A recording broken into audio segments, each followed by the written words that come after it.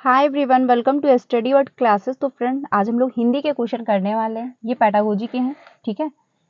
इसमें हम लोग क्या करने वाले हैं, पैडागोजी के सारे क्वेश्चन करने वाले हैं। तो इसको लास्ट तक देखना, ये एक पूरा सेट होगा। ये पेपर 1 हो या पेपर 2 हो, दोनों के लिए हेल्प करने वाला है। क्योंकि बहुत लोगों का ये डाउट रहता है कि पेपर 1 जो है उसके क्वेश्चन अलग होते हैं एंड पेपर 2 के अलग होते हैं। तो ऐसा कुछ भी नहीं, हिंदी जो पैडागोजी होती है वो सेम होती है, पेपर 1 हो आपका चाहे पेपर 2 हो। तो ये क्लास जो है, आप पेपर 1 की प्रिपरेशन कर रहे हो या पेपर 2 की कर रहे हो, दोनों लोगों के लिए बेनिफिट रहने वाली है। तो आप लोग इसको लास्ट तक देखना। साथ ही साथ चैनल पर पहली बार आए हो तो वीडियो को लाइक करके चैनल को भी सब्सक्राइब कर लीजिएगा, सो दैट यहाँ से आपको सारी इन्फॉर्मेशन दी जाती है टीचिंग से रिलेटेड, जो भी अपडेट आती है। साथ ही साथ आपको यहाँ से क्लासेस भी मिलती हैं। ये क्लास जो है डेली 3 बजे होती है। इसमें हम लोग सीडीपी है, हिंदी है, ईवीएस है, मैथ, पैडागोजी, सारे प्रेस के क्वेश्चन कर रहे हैं। साथ ही साथ आपको जो 5 बजे की क्लास मिलती है उसमें हम लोगों ने एसएसटी के प्रेस के क्वेश्चन किए हैं, ठीक है। 2 क्लास में मैंने डिवाइड कर दिया था, क्योंकि जो 60 नंबर की जो एसएसटी आती है, तो इस वजह से अगर 60 क्वेश्चन एक साथ अगर आप करते तो थोड़ा सा समझने में दिक्कत होती, क्योंकि लॉन्ग जो क्वेश्चन है बहुत ज़्यादा लेंथी थे। इस वजह से मैंने 2 पार्ट में डिवाइड कर दिया था। तो अगर आपने 2 क्लासेस वो नहीं देखी हैं तो जाकर के देख सकते हैं, वो एसएसटी की हैं, प्रीवियस का क्वेश्चन है, बहुत अच्छे से मैंने एक्सप्लेन किया है। तो आपको काफ़ी हेल्प मिलेगी एंड आपको काफ़ी समझ में भी आएगा। तो आप लोग जाकर के वो क्लास ज्वाइन कर सकते हैं जो 5 बजे की क्लास है, ठीक है। तो अब हम लोग स्टार्ट करते हैं। हिंदी पैडागोजी के क्वेश्चन करने वाले हैं। ये पेपर 1 हो आपका चाहे पेपर 2 हो, दोनों के लिए हेल्प करेगा। तो स्टार्ट करते हैं। क्वेश्चन नंबर फर्स्ट, इसमें बात कही गई है, एक अध्यापक ने कक्षा 6 के शिक्षार्थियों को कैप्शन यानी शीर्षकों के साथ एक फिल्म दिखाई, ठीक है। यह फिल्म पाठ्य पुस्तक के साथ पाठ्य पुस्तक के एक अध्याय पर आधारित थी। यानी जो फिल्म थी क्या थी, पाठ्य पुस्तक पर एक आधारित थी। कैप्शन के साथ दिखाई जा रही फिल्म किस बात के लिए प्रोत्साहित करेगी, यानी जो शीर्षक है उनके साथ अगर दिखाई जा रही तो किस बात के लिए जो है एप्रिसिएट करेगी या प्रोत्साहित करेगी। तो पहला है श्रवण युक्तियां सक्रिय रूप से देखना और विद्यार्थियों को भाषा की प्रमाणिक सामग्री का प्रयोग करने के लिए प्रोत्साहित करना, ठीक है। या फिर बी मतलब सेकंड होगा सक्रिय रूप से देखना और सुनना, या फिर इस तरह की और फिल्म देखने के लिए विद्यार्थियों को प्रोत्साहित करना, या फिर आपका होगा 4 मौखिक संकेतों द्वारा श्रवण युक्तियां पात्रों के अभिनय की सराहना और समीक्षा लिखना। तो क्वेश्चन नंबर जो 70 क्वेश्चन है जो 91 है, इसमें आपका फर्स्ट ऑप्शन सही होगा, यानी श्रवण युक्तियां सक्रिय रूप से देखना। यानी जब आप फिल्म देख रहे हो तो आपके श्रवण यानी आप सुन भी रहे हो एंड साथ में देख भी रहे हो, तो आपकी जो आंखें वो भी एक्टिव है, आप सब कुछ मतलब अच्छे से देख रहे हो, ये भी सोच रहे हो कि एक भी पार्ट मिस ना हो, एंड आप सुन भी रहे हो, तो आपके सेंस जो है एक्टिव है, इन्वॉल्व है। साथ ही साथ विद्यार्थियों को भाषा की प्रामाणिकता सामग्री का भी प्रयोग करने में जो है प्रोत्साहित करना होगा। तो इसमें आपका फर्स्ट ऑप्शन जो है वो सही हो जाएगा। अगले क्वेश्चन पे चलते हैं। 92 पे आदर्शन और रीजन का क्वेश्चन है ये। 92 जो है, इसमें बात कही गई है कि अपने प्रारंभिक बाल्यावस्था में एक बच्चा संज्ञा की अपेक्षा क्रियाओं यानी वर्ब का अधिक प्रयोग करता है। यानी कि वो क्या कर रहा है, संज्ञा का प्रयोग कम कर पा रहा है और वर्ब का प्रयोग अधिक कर रहा है, ठीक है। और व्याकरणिक नियमों की अनदेखी कर रहा है, ठीक है। तो जो इसमें तर्क दिया गया है उसकी शब्द संपदा बहुत सीमित है। तो इसमें जो आपका तर्क दिया यानी जो आदर्शन है एंड जो रीजन है, क्या वो ये दोनों सही है, क्या दोनों एक दूसरे के लिए सही है। तो इसमें आपका 4 ऑप्शन सही होगा, यानी ए और आर दोनों सही है। साथ ही साथ आर जो है एक ही सही व्याख्या भी कर पा रहा है, ठीक है। तो यानी जो बच्चा है उसको क्या है, शब्द संपदा का बहुत सीमित ज्ञान है, इस वजह से वो क्या है, संज्ञा का प्रयोग नहीं कर पा रहा है, वर्ब का प्रयोग कर रहा है, ठीक है। तो इसमें आपका 4 ऑप्शन जो है वो सही हो जाएगा।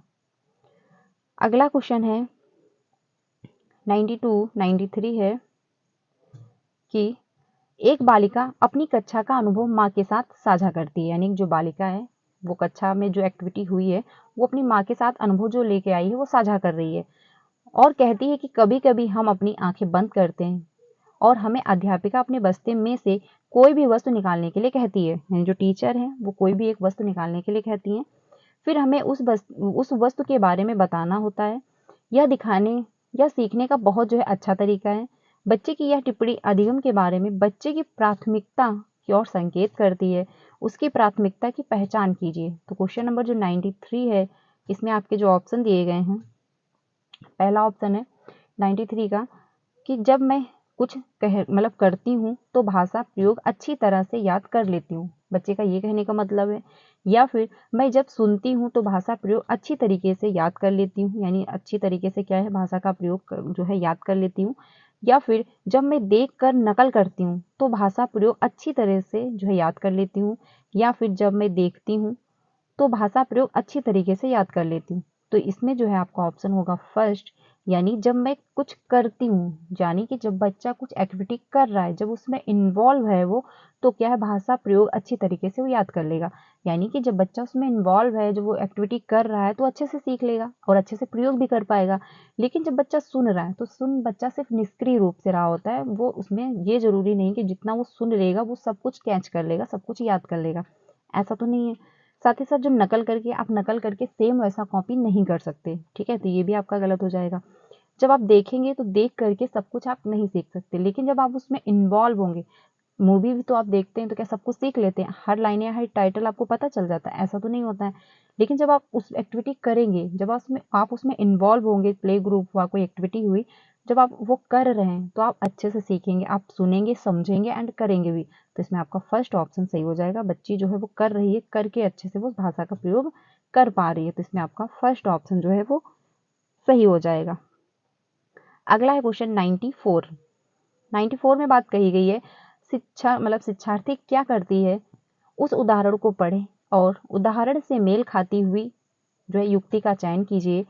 इसमें बताना है, यदि मुझे किसी का अर्थ समझ में नहीं आता तो मैं देखने का प्रयास करती हूँ। यानी कि जो कह रही है कि मुझे अगर किसी का अर्थ समझ में नहीं आ रहा है तो मैं क्या करती हूँ, देखने का प्रयास करती हूँ। ठीक है, तो पहला ऑप्शन है संदर्भ सामग्री की मदद लेना, या फिर अभ्यास के लिए अवसरों का प्रयोग करना, या फिर मस्तिष्क की भ्रांति जो है वो स्थित है, या फिर आपका होगा विन्यास पर ध्यान देना। तो क्वेश्चन नंबर जो 94 है इसमें आपका फर्स्ट ऑप्शन सही हो जाएगा, यानी कि संदर्भ सामग्री की मदद लेना। यानी अगर उसको कुछ समझ में नहीं आ रहा है तो वो हेल्प ले रही है, तो उसी से रिलेट करके तो हेल्प लेगी। ये तो नहीं है उसको साइंस समझ में नहीं आ रही तो मैथ की हेल्प ले लेगी, ऐसा तो नहीं है। वो उसी से रिलेट करते हुए हेल्प लेगी, या फिर उसी तरीके की जो एक्टिविटी उसने पहले की होगी या पहले जहाँ से हेल्प ली होगी वैसा ही प्रोसेस वो फिर से करेगी।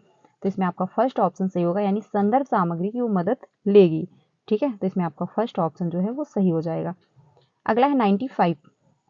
95 जो है नैदानिक परीक्षणों का प्रयोग किसके आकलन के लिए किया जाता है, यानी जो नैदानिक परीक्षण होते हैं वो आकलन किसके लिए किया जाता है। पहला है पाठ्य वस्तु के मुख्य बिंदुओं का सारांशीकरण करने की योग्यता, या फिर शिक्षार्थी की अपनी भाषा संबंधी गलतियों को स्वयं पहचानने की योग्यता, या फिर शिक्षार्थियों को उपलब्धियों के क्रम में श्रेणीबद्ध करना, यानी जो शिक्षार्थी हैं वो कितनी उपलब्धि कर चुके हैं आप उनको श्रेणीबद्ध करेंगे कि जो फर्स्ट बच्चे हैं वो एक रैंक पे आ गए, जो अच्छा सीखे हैं सेकंड रैंक, थर्ड रैंक, आप ऐसा करेंगे।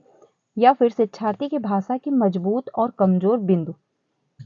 तो बात कही गई है नैदानिक परीक्षण का प्रयोग आप किसके आकलन में करेंगे। तो क्वेश्चन नंबर जो 95 है इसमें आपका 4 ऑप्शन से होगा कि शिक्षार्थी की भाषा के जो मजबूत है पक्ष और साथ ही साथ जो कमजोर बिंदु है आप उस पर जो है वो चर्चा करेंगे, उसका वो आकलन आप करेंगे कि आखिर बच्चे को भाषा का प्रयोग करने में, भाषा को सीखने में कहाँ पे दिक्कत आ रही है और कौन सा पक्ष उसका मजबूत है। ठीक है, तो इसका जो आपको मतलब इसका जो है आपको जानकारी कहाँ से प्राप्त होगी, जब आप आकलन करोगे। नैदानिक परीक्षणों का जब प्रयोग करना है तो सबसे पहले आपको ये पता होना चाहिए कि बच्चे को कहाँ पे दिक्कत है, तभी तो आप उसको उपचार करोगे, तभी तो आप उसको रेमेडी दोगे।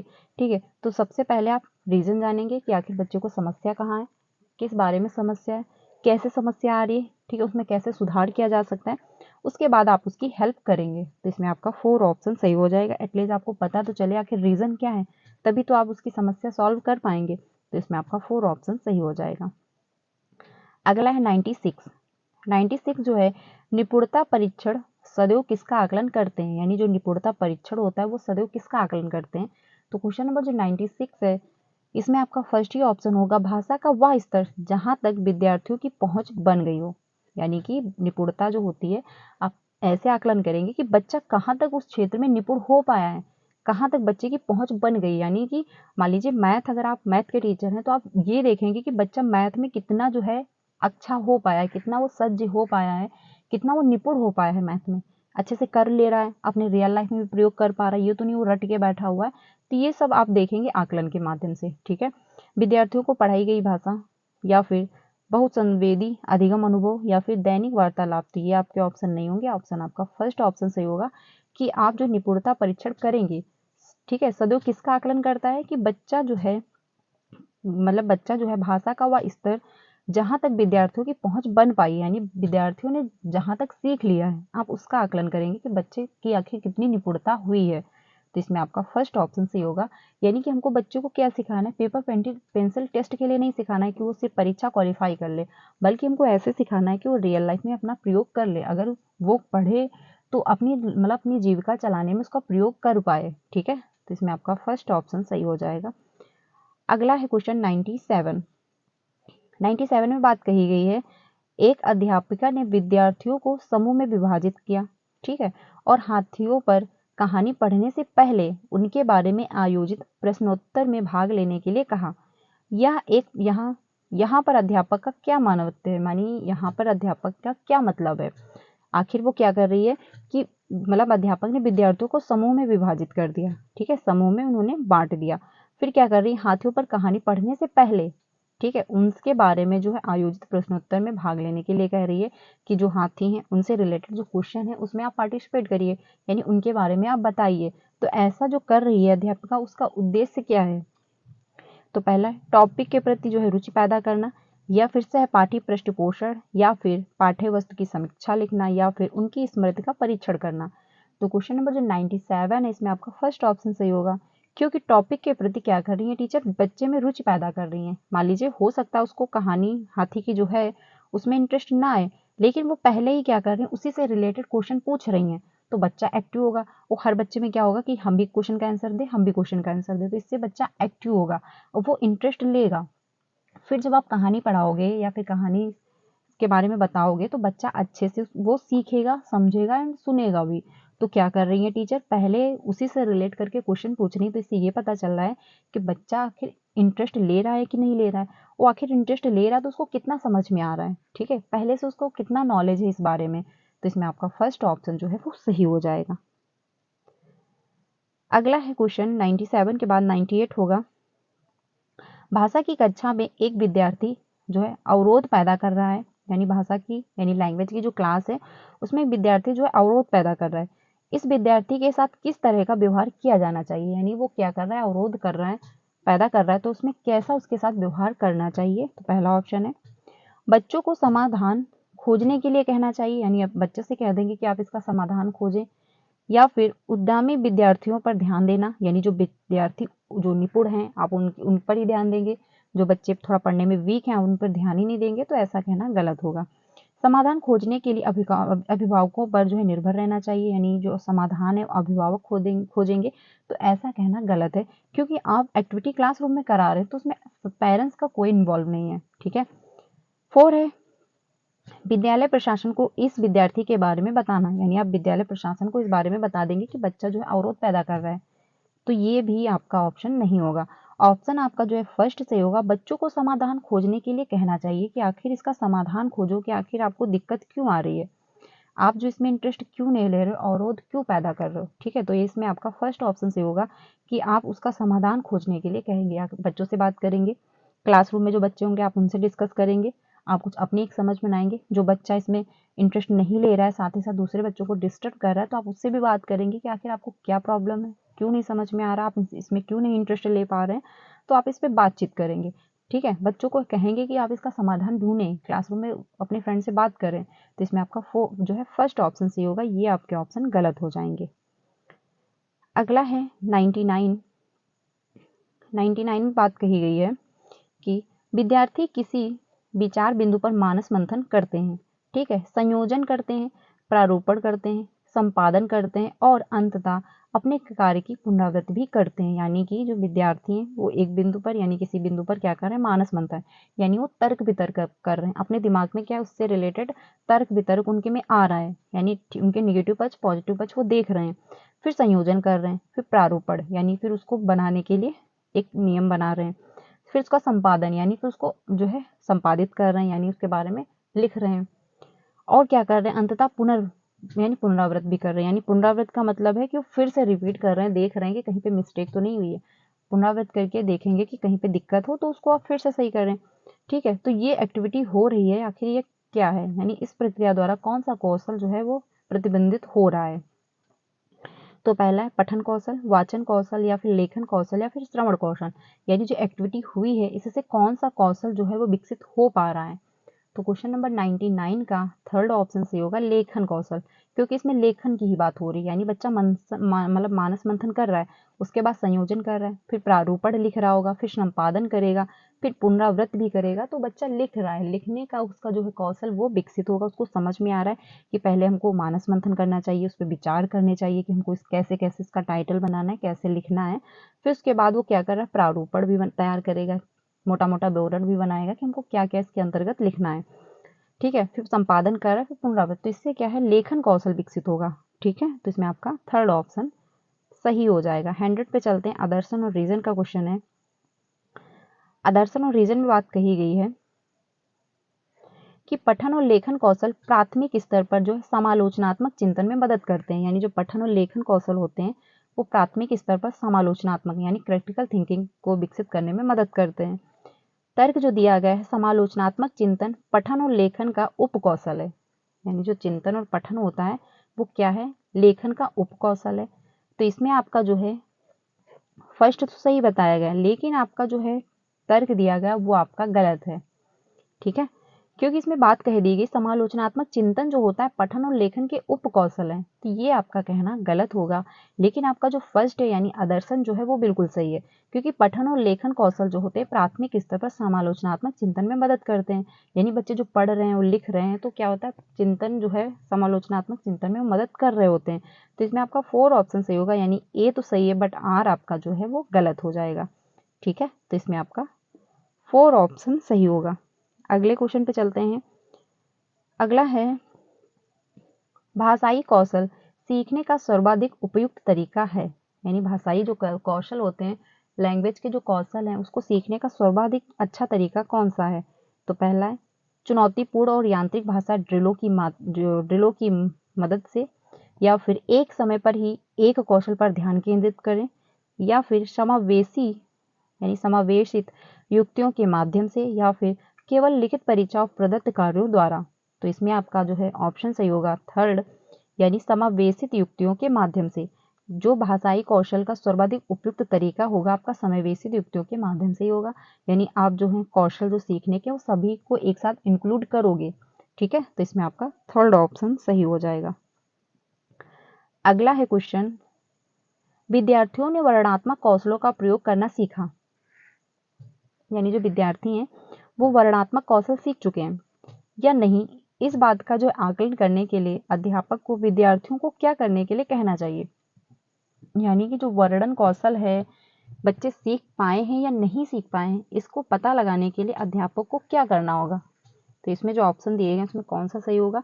पहला है एक ऐसी घटना साझा करो जब उन्हें बहुत जो है अचंभा हुआ हो।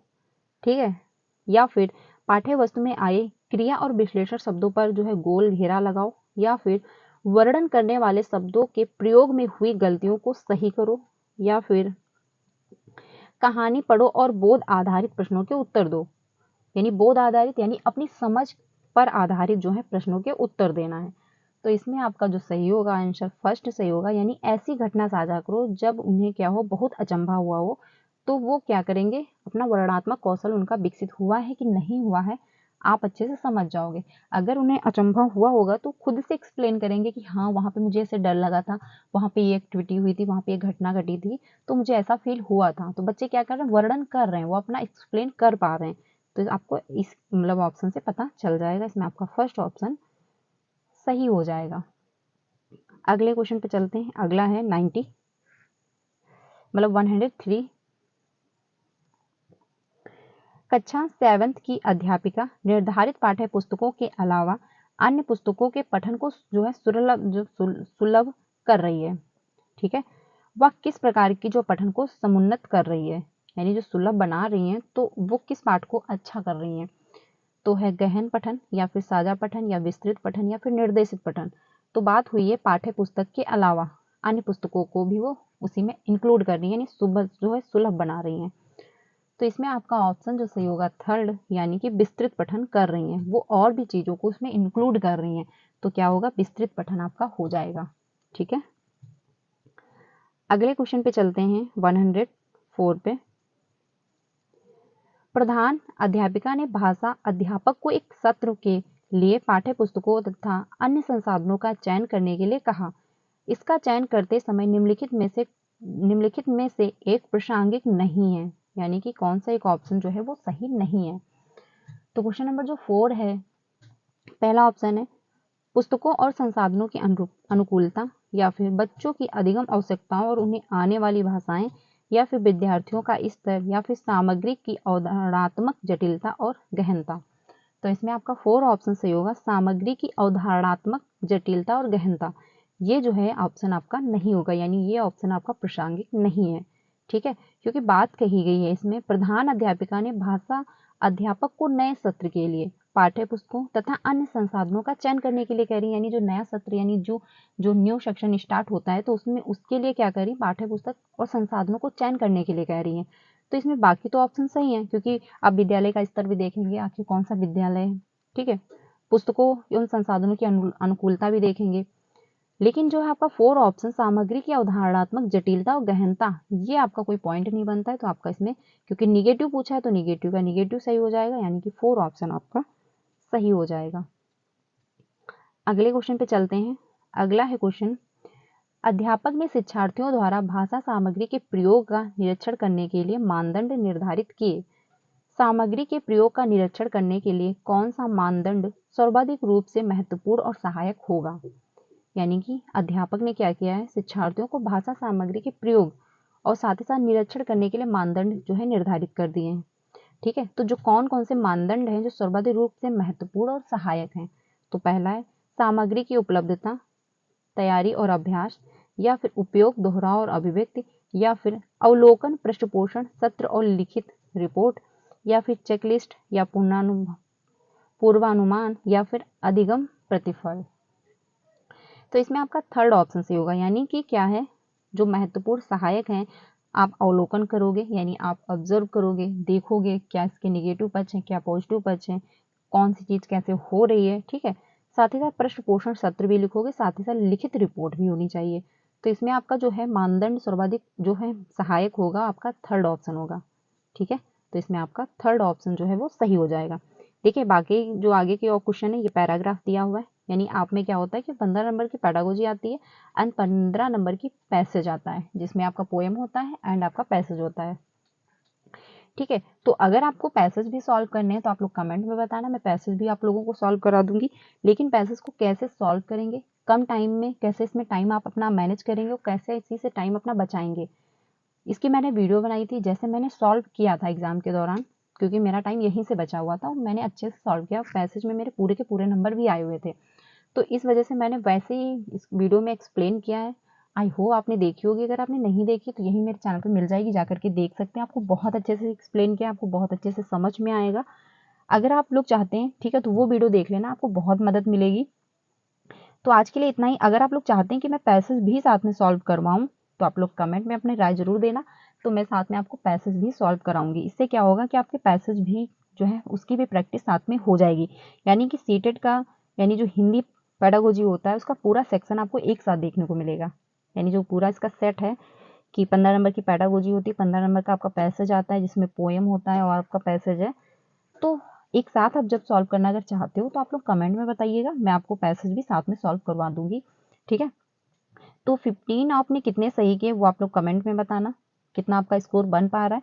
बाकी ये क्लास डेली 3 बजे मिलती है, तो इसको डेली ज्वाइन करिएगा, आपको अच्छे से समझ में आएगा। इस यहाँ पे हम लोग CDP है, हिंदी है, EVS है, मैथ, पेडागोजी, तो ऑल सब्जेक्ट के प्रीवियस को क्वेश्चन करना जो है स्टार्ट कर चुके हैं, क्योंकि हम लोगों के मैक्सिमम टॉपिक कंप्लीट हो चुके थे। इस वजह से अगर आपने EVS की पेडागोजी नहीं देखी, यानी EVS का कंटेंट की क्लास अगर आपने नहीं देखी तो जाकर के देख सकते हैं। 3 से 4 वीडियो में मैंने पूरी कंप्लीट करा दी, आपको बहुत हेल्प मिलेगी। उसमें मैंने वन लाइनर में एक्सप्लेन किया है। वहीं पे हिंदी पेडागोजी की भी क्लास आपको 3 से 4 वीडियो में खत्म है, क्योंकि एक दिन में अगर आप चाहो तो कंप्लीट कर सकते हो।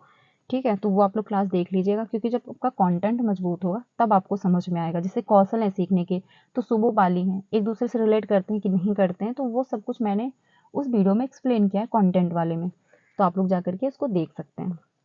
तो आज के लिए इतना ही। कमेंट में अपना स्कोर बताइएगा, साथ ही साथ वीडियो अच्छी लगी हो यानी क्लास अगर पसंद आई हो तो अपने सारे फ्रेंड को शेयर करना जो भी सीटेट की प्रिपरेशन कर रहे हैं। अगर आप चाहते हो कि पैसेज को भी मैं साथ में सॉल्व कराऊं तो कमेंट में अपनी राय देना। ठीक है, तो मैं पैसेज भी आपको साथ में सॉल्व करवाने लगूंगी। तो मिलते हैं नेक्स्ट वीडियो में, तब तक के लिए ध्यान रखना। वीडियो अच्छी लगी तो लाइक करिएगा एंड अपने सारे फ्रेंड को शेयर करना। Thank you.